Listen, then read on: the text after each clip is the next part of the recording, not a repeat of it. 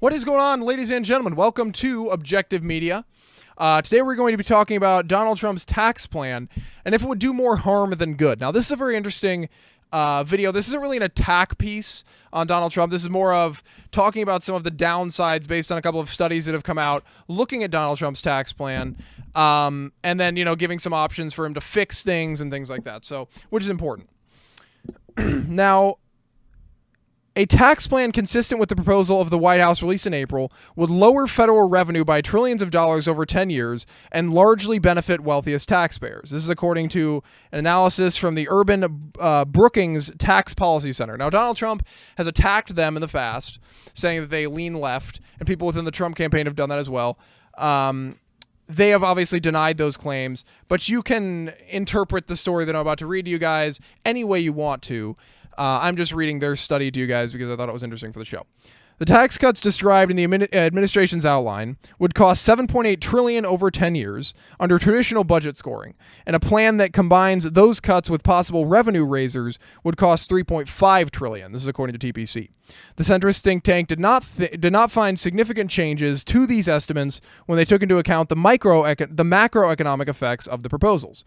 The proposal of Trump's administration released several months ago was a single page and lacked many details, so TPC stressed their estimate was not an analysis of the White House's plan. So it's not entirely looking at Donald Trump's plan. It's taking the aspects of Donald Trump's plan, filling in the blanks of the stuff he left out, because the tax was like one page, right? It didn't have many details. You guys remember, very controversial when he released that.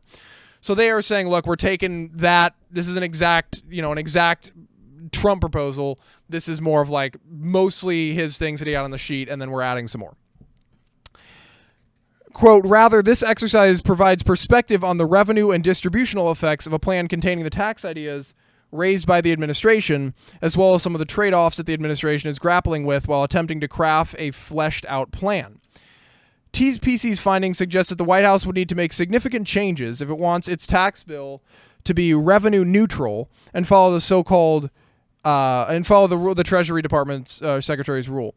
There is that there be no net tax cut for high earners. Quote, tax cuts suggested by the administration even offset by significant tax increases, would disproportionately benefit high-income households while substantially increasing the federal deficit. Now, we'll get into this in a second, but there's the debt and there's the deficit, right, which are two different things. The deficit is like the money that's being the deficit we have, money being spent. The debt is the accumulated deficit. So it's like the deficit, the yearly deficit is how much we're losing.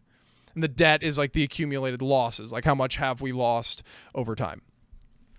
The tax cuts described in the White House's April plan include cutting the top individual tax rate from 39.6% to 35% and lowering the corporate tax rate from 35% to 15%. Businesses whose income is currently taxed through the individual code would also be eligible for the 15% rate. The White House's plan would also repeal the alternative minimum tax, the estate tax, and Obamacare's net investment income tax. It would also double the standard deduction for and provide a tax benefit for child care losses. The administration's plan discussed eliminating tax breaks. The White House said it would do away with itemized deductions besides those for mortgage interest rates and charitable giving. Right? When the TPC looked at possible revenue raisers to help pay for the White House's plan, it took into consideration several tax changes that were part of Trump's campaign plan but were not mentioned in the administration's outline.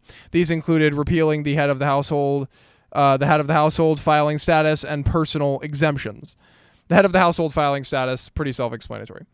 Under the scenario with tax cuts and revenue raisers, about 70% of households would receive net tax cuts, while about 20% would pay higher taxes, largely because of reductions in itemized deductions and personal exemptions. Every income group on average would see a tax cut, but almost half of the aggregate net tax cuts would go to taxpayers of the so-called top 1% of income. The taxpayers who would receive a net tax increases are spread across income groups through similar percentages of the lowest and the highest income taxpayers that would see their taxes go up according to the report. Now, the issue with taxes, right, and this has always been an issue when we've had to deal with taxes, and every presidents have to deal with this, and it's a huge issue. You've got to make both sides happy. That's very hard to do. Republicans, right, they want to lower spending, they want to lower taxes, right?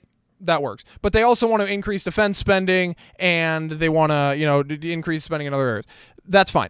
Democrats want to increase taxes, but they also would like to increase entitlement programs and things like that in the government's reach. They want to expand the government, thus costing more money. So it's like pointless to increase the taxes if you're going to also increase the size of government.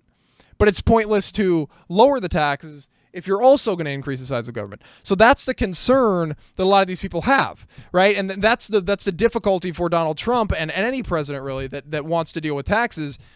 The best plan for short term, you raise taxes, right? You fix the tax code, get rid of the loopholes, get rid of like the people like avoiding taxes, things like that. You make it so people are paying a fair amount of taxes, and then you lower spending, right? Then once you kind of get the deficit under control, once you start lowering the debt, then you can look at, okay, well, we've limited the size of government. We've worked on this debt deficit problem. Now maybe we should look at lowering taxes and fixing some of these other problems, right? That's how you should do it. But again, you have to make everybody happy. And when you're president or when you're elected official with a specific party, you will not get elected again if you do not make your side happy. So it's very biased in terms of like the Democrats will only raise taxes and increase government spending, and the Republicans, so I just knocked my mic there. I keep doing that.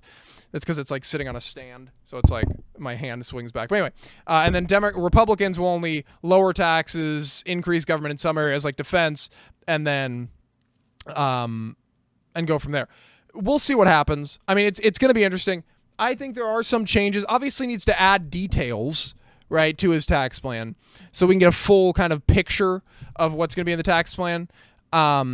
But yeah, I thought that was interesting. Let me know in the comments down below how you feel about that. That is it for the video, ladies and gentlemen. If you enjoyed, make sure you like and share, and don't forget to subscribe so you don't miss out on any more. I will catch up with you guys next time. Bye-bye.